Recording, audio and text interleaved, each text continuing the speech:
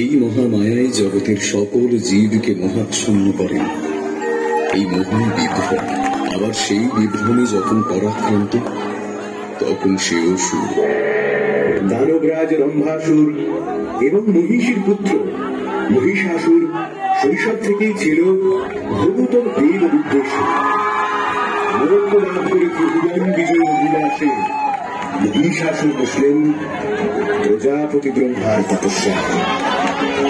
বছরের পর বছর ধরে চলতে লাগলো তার সুকঠিন তপস্যা।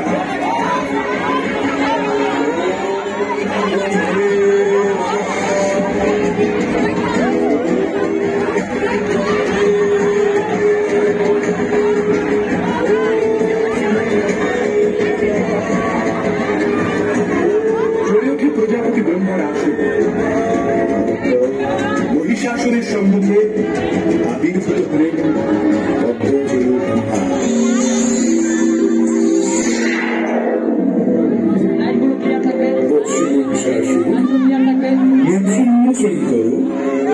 তোমার তপস্যায় তুষ্ট হচ্ছ, প্রার্থনা করো।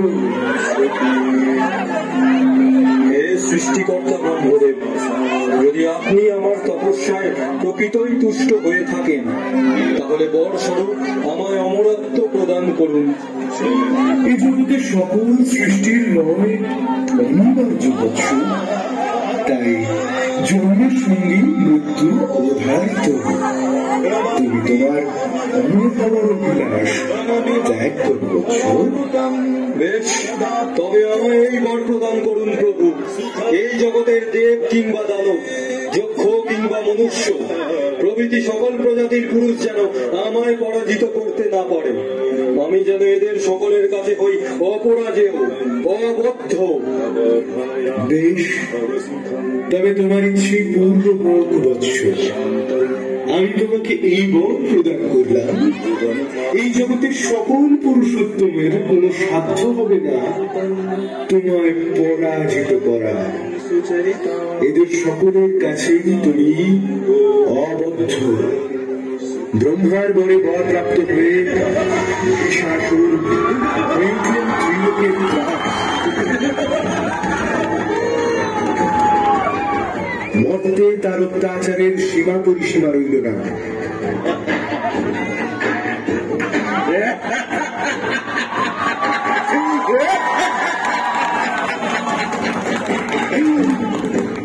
ত্রিলোক বিজয়ী মহিষাসুরকে বধ করবে কে?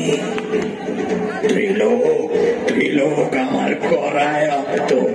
ওই অমর দেবতাগণ ভয় ভীত হয়ে পালিয়েছে স্বর্গ ছেড়ে। আমি মহিষাসুর, আমি মহিষাসুর, আমি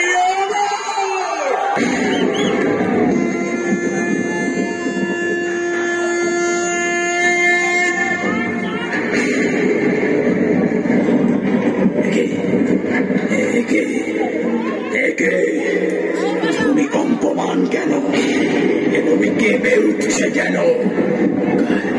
কার আগমনে সঙ্গে? কে তুমি নারী? আমি দেবী আত্মা শক্তি, সৃষ্টির আদি তথা অন্ত।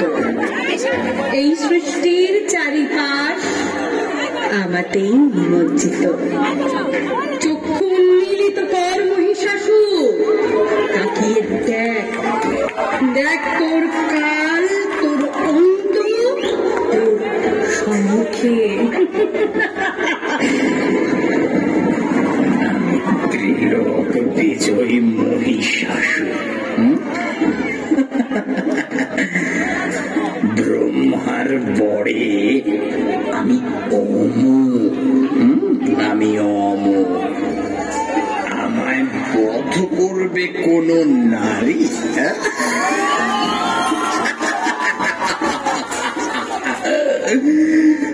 নারী আমায় বধ করবে?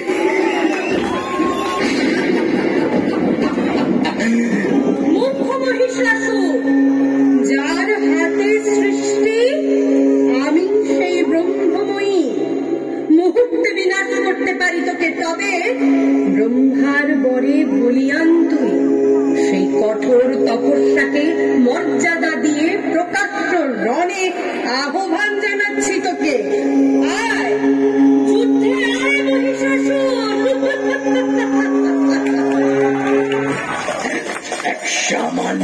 নারীর এত বড় ধৃষ্টতা স্বয়ং ত্রিলোক জয়ী মহিষাসুরকে যুদ্ধে আহ্বান জানায়।